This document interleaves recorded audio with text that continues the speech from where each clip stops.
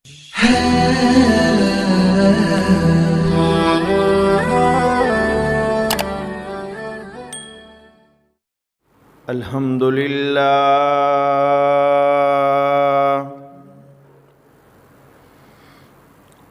لله نحمده ونستعينه ونستغفره ونؤمن به ونتوكل عليه ونعوذ بالله من شرور أنفسنا ومن سيئات أعمالنا من يهده الله فلا مضل له ومن يضلله فلا هادي له ونشهد أن سيدنا وسندنا وحبيبنا وحبيب ربنا ومولانا محمدا عبده ورسوله أما بعد فأعوذ بالله من الشيطان الرجيم بسم الله الرحمن الرحيم إن عدة الشهور عند الله 12 شهرا في كتاب الله يوم خلق السماوات والأرض منها 4 حرم ذلك الدين القيم فلا تظلموا فيهن أنفسكم وقاتلوا المشركين كافة كما يقاتلونكم كافة واعلموا أن الله مع المتقين. عن أبي هريرة رضي الله تعالى عنه قال قال رسول الله صلى الله عليه وآله وسلم قال الله عز وجل يؤذيني ابن آدم يسب الدهر وأنا الدهر بيد الأمر أقلب الليل والنهار. قال النبي صلى الله تعالى عليه وآله وسلم لا عدوة ولا طيرة ولا هامة ولا صفر أو كما قال عليه الصلاة والسلام. قال الله تعالى في شأن حبيبه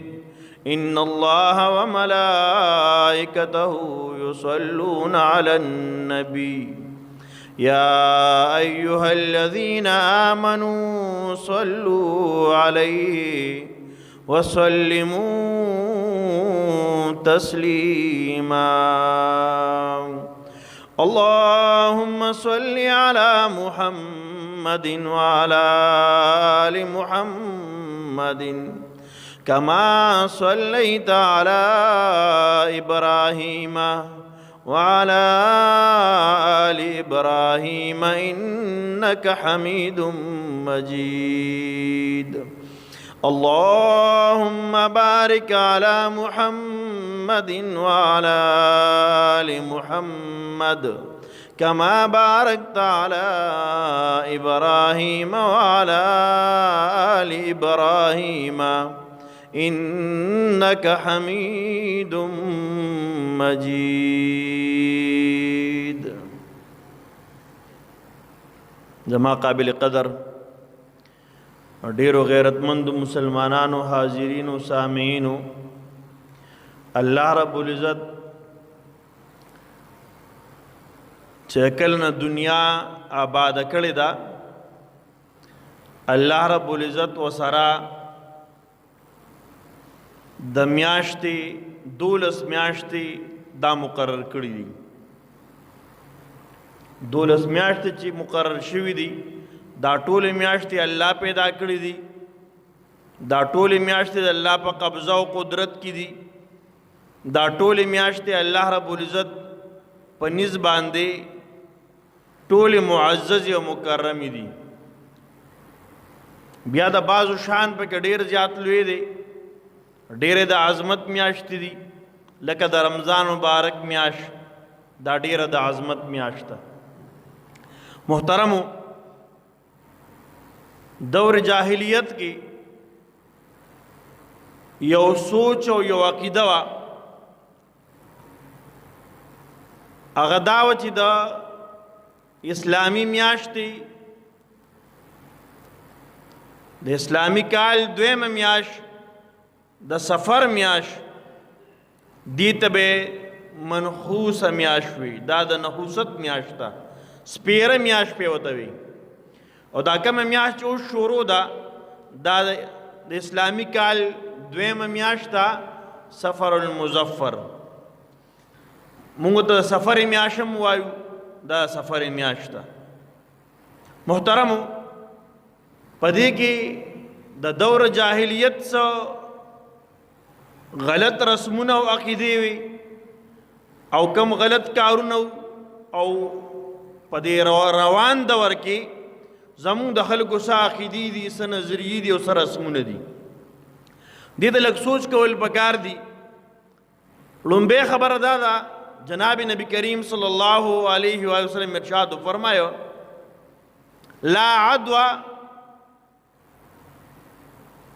لا عدوى ولا طيرة ولا هامة ولا سفر چنا خدا عقیده صحیح ده چې یو مرض دی د بل چاته ولګي د الله د حکم نه بغیر دا عقیده وی ټیک نه ده په شریعت کې حدیث گنجائش نشته چې د الله د حکم نه بغیر دی بلتا مرض لگی دا قرنگی ولا طیرتا او نا بدپالے پا شریعت کی سا گنجائش تا او بدپالی دا سی چی یو مرغے دا یو قسم مرغے دا دے پا کور کے ناستا نو دا پلانکی نقصان با اس کی گی لکه گنگی دا بدا جاہلیت پا دور کے عربو بدا سوچ کو چی اچھا پا کور پا بلے و پا دیوال با گنگی کے ناستا نوی دا کور بوس پیرکی گی او خالقی گی با تشی گی با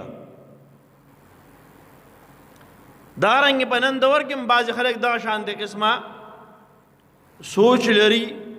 پا آغا دور کی او سوچ بلم دا شانتے ہو چې اچھا په سر باندې به قیمتي مرغې تیره شوه لکه شاهین باز چې ورته ویل کېږي وی دا کس به مالداریږي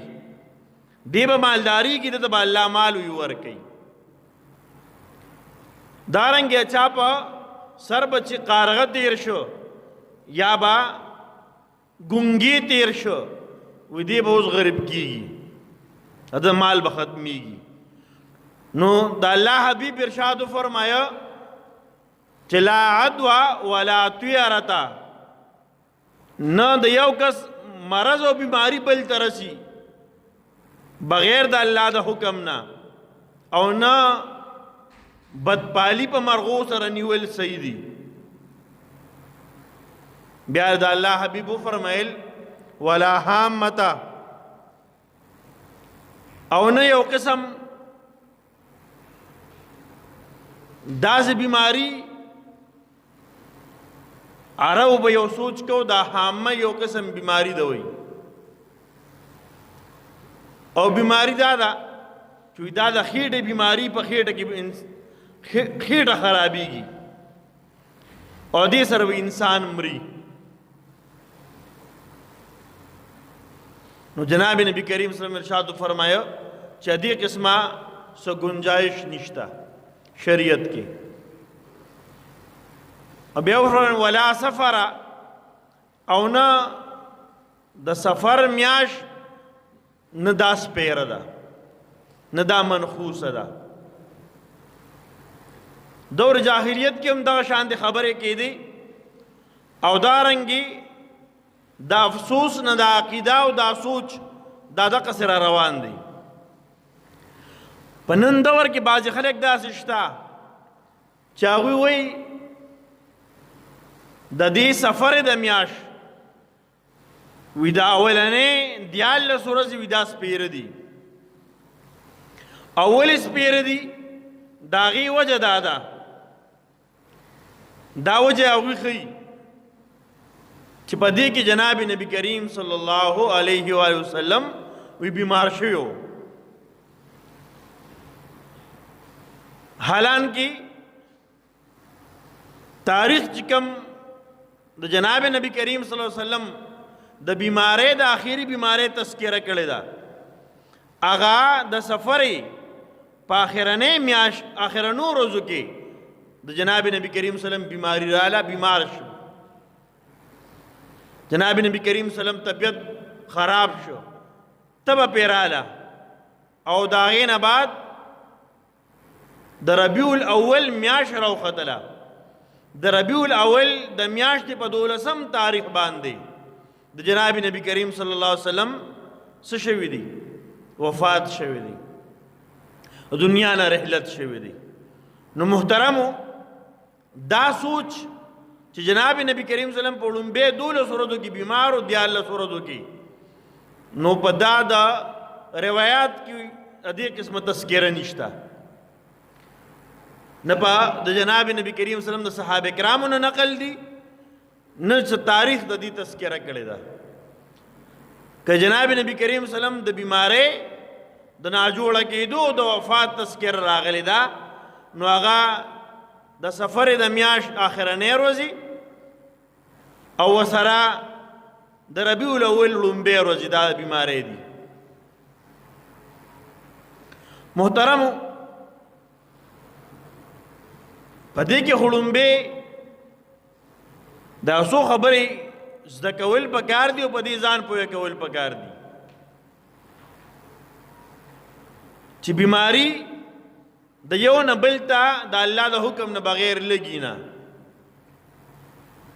جناب نبی کریم صلی الله علیه وسلم چې کله دا ارشاد فرمایو چې لا عدوى ولا طيرة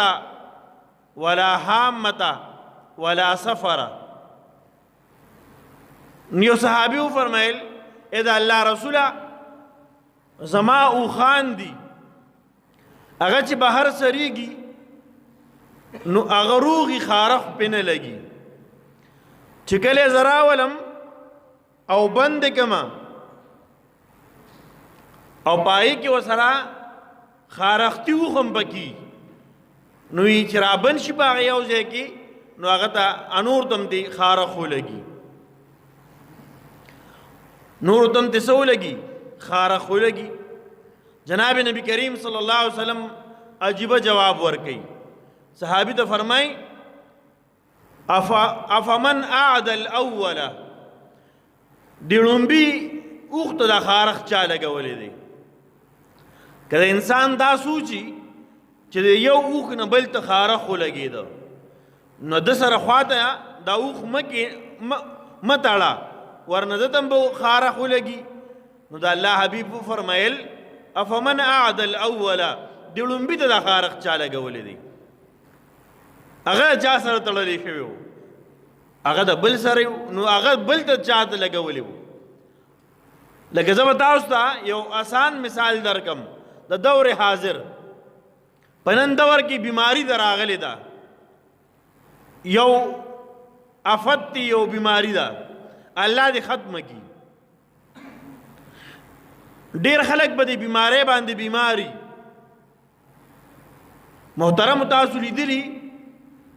په کور کې یو کس په دې بیماری بیمار شي او هغه ټیک هم شي، د هغوی په کور کې د هغوی خدمت کوونکي بیبیانې، لوڼۍ، زامنې، نوسي، نور رشتہ دار خدمت کوي، چاپی ولا کوي، دوایانې ورکوي، کپړې ولا انځي، لاسو سره ملاوي، خو هغوی د بیماري نه یې لګېدلې. موږ په خپله داسې تېر شوي، کور کې والدین بیمار شوي دي، ښه خدمت مو ولا کړی دی، دواید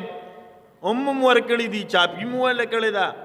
سر مو ولا چاپي کړی، لاس پې مو چاپي کړي دي، خو الحمدلله والدین ته هم الله صحت ورکړه او زمونږ ماشومان او یا نور څوک بیمار شوي هم نه دي. خو چې کله الله لګوي نه به چا سره لاس ملاو کړي، نه به چا ته خوا ته ودرېدلي، نه به چا ټوخي ورغلي، نه به چا د خولې لاړې ورغلي، خو څه به شوي الله یې بیمار کړي. نو دا ړومبې چا بیمار کړو؟ دا ړومبې چې دا بیماری چا راوستې ده، چا ته ړومبې لګېدلې وه، هغه چا بیمار کړو؟ هغه الله بیمار کړی دی. البته د احتیاط تذکره هم روایاتو کې شته، احتیاط پکار دی، احتیاط ښه شی دی، خو دا عقیده لرل دا ډېر خطرناکه ده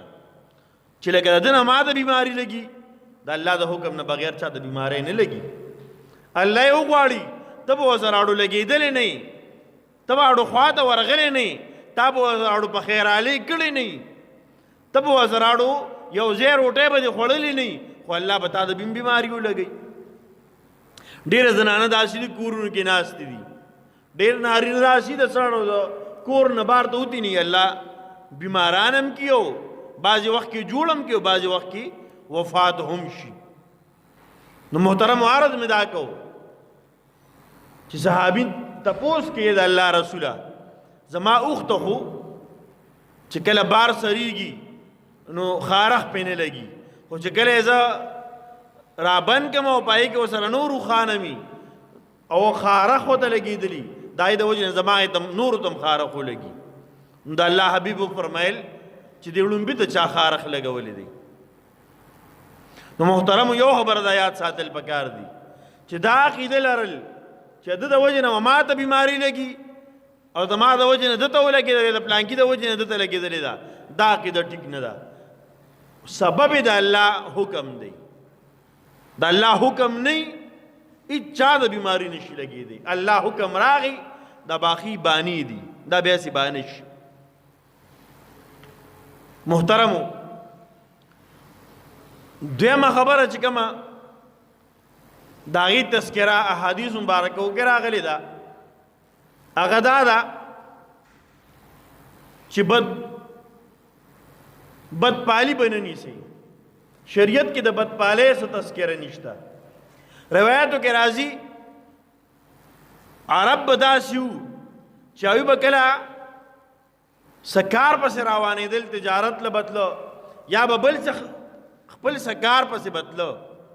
نو چې کله به روانېدل نو یا به ورسره قیمتي مرغۍ وه یا به ورسره اوسۍ وه، باز به ورسره و، دا به یې پرېښودو. نو چې دا به یې کله داسې پارک پرې به یې ښودو نو که په ښي طرف روانه شو داسې به لاړه مرغۍ یا د اوسۍ، نو دا کار به کېږي، به دې کې به وي خیر وي، ښي طرف ته لاړه وي به دې کې به خیر وي. وي دا چې کله به ګس طرف ته لاړه مرغۍ یا د اوسۍ، وی دا کار مه کوئ، په دې کې خیر نشته، په دې کې څه نشته، په دې کې خیر نشته. نو شریعت د داسې بدپالۍ نه مونږ منع کړي یو. جناب نبی کریم صلی الله علیه وسلم څه د پاسه 1400 کاله مخکې وفرمیل چې دې څه ګنجایش نشته یا د مونږ په کور په بلې باندې کارغه کینی، مونږ وایو میلمانه راځي، دارنګې د زنانو د لاس نه څه څیزو غورځېږي نو څه نقصان را روان دی، وي خدای د خیر پیښې وي څه چل به کېږي. دارنګې فرمای مونږ په نن دور کې زنانه سترګې ورپېږي یا بعضې وخت کې زمونږ نارینه سترګې ورپېږي، وی څوک ته یادوي، وایي په دې شریعت کې څه ګنجایش نشته.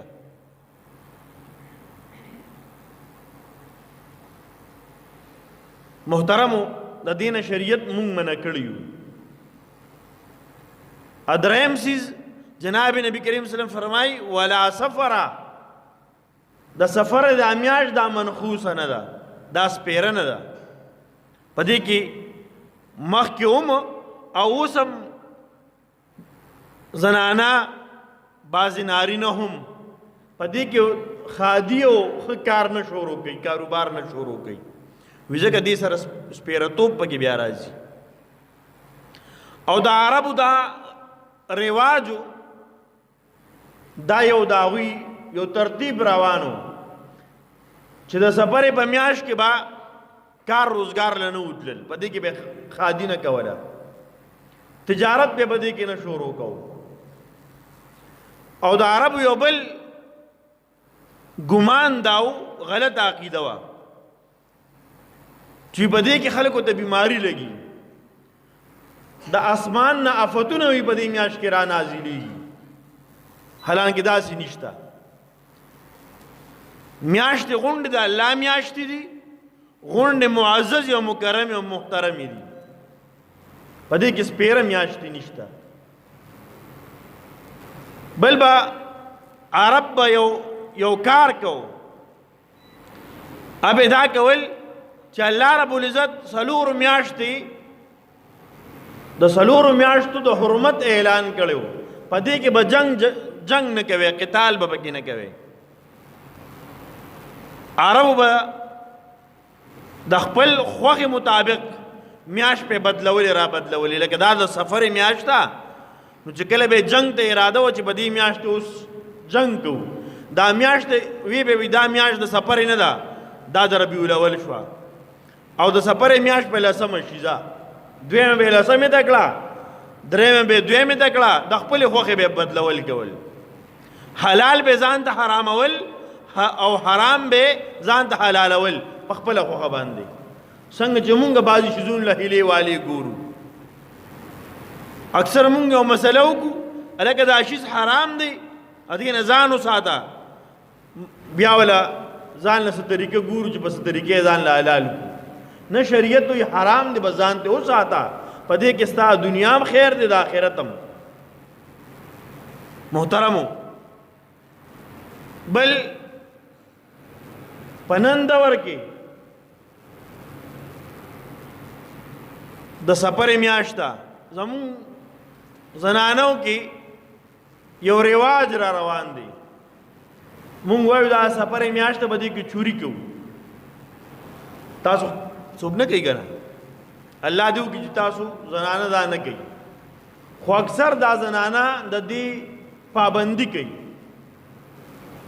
او چوری کوي، خواږې روټۍ پخې کی، بیا یې اوړه کی،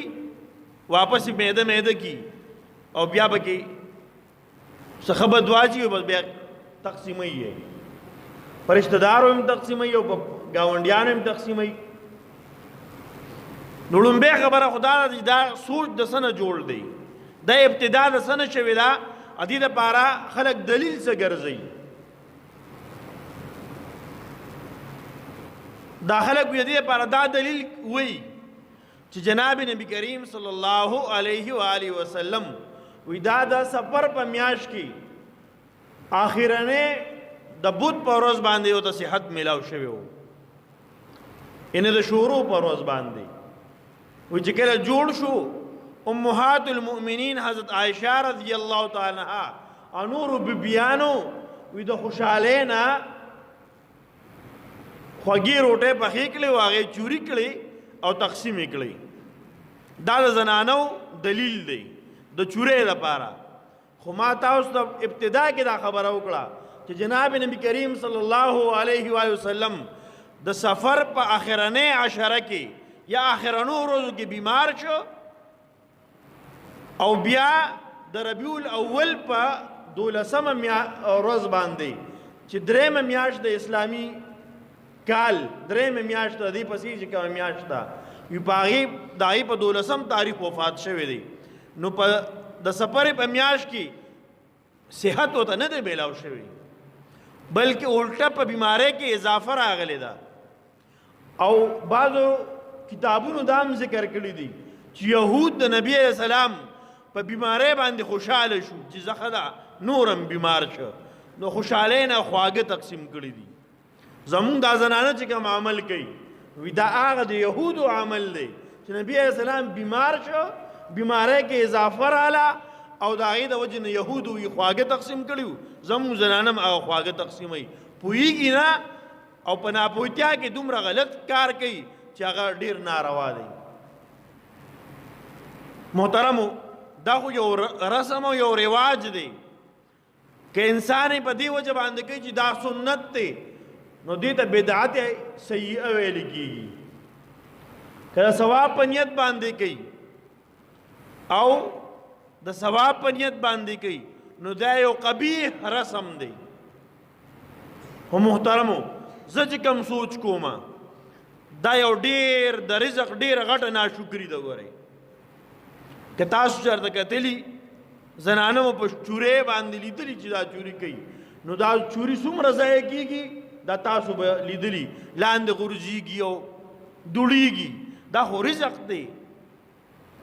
دا خو غله ده رزق دی د خوراک چیز دی دې خو ادب او احترام پکار دی داسې د دې ناقدري نه ده پکار اکثر که په خوراک کې مې غونډو لاندې ودوړېږي په چمچ زیات تر خلک بیا خوري یې په لاس باندې خوري نو څومره غورځېږي دا تاسو ته پته ده دې وجې نه دې نه ځان ساتل پکار دي البته که یو سړی هسې کوي چې ثواب په نیت یې نه کوم په دې روزو به یې نه کوي او دې ته سنت نه ویم په دې روزو به یې نه کوي بس خواږه کوي روټۍ خوږه کړه دغسې دې وخوري او چوري کوي دي نه ځکه په چوري کولو کې بل نقصان دا دی چې دې سره د رزق بې حرمتي کېږي نو محترم دا عرض مې کو چې زنانه دا عمل کوي د دې نه ځان ساتل پکار دي مونږ له هم ځان ساتل پکار دي خپل زنانم پوهه کول پکار دي چې داسې قسم عمل د دې نه ځان وساتو او بعضې خلک په دې آخرنۍ شروع په ورځ باندې د سفر نن د سفر دویم تاریخ دی اسلامی میاشت ده دویمه میاشت د اسلامی کال دویمه میاشت ده سفر نن تاریخ هم دویم دی د دې په آخرنۍ شروع باندې خلک روجه نیسي شریعت کې حدیث گنجائش نشته دا بالکل عبس عمل دی او بعض خلک یو حدیث منګړت حدیث دی موضوعي منګړت د دې سره روایت نشته کتابونو کې دا نه دی نقل وای جناب نبی کریم صلی الله علیه وسلم فرمایلی دي و چا چې ماته د سفر د میاشت د ختمېدو زیری راکړو وی زه د هغه دپاره د جنت زیری ورکوم من بشرني بخروج سفر بشرته بالجنه وی چا چې ماته د سفر د میاشت د ختمېدو زیری راکړه چې سفر میاشت ختمه شوه وی دې کس دپاره منګړت حدیث دی دروغ دی دا حدیث ذکر کوي دا دروغ دی روایتو کې دا حدیث شته دی نه وی د لپاره به زه جنت زیری ورکوم د لپاره به زه د جنت زیری زه ورکوم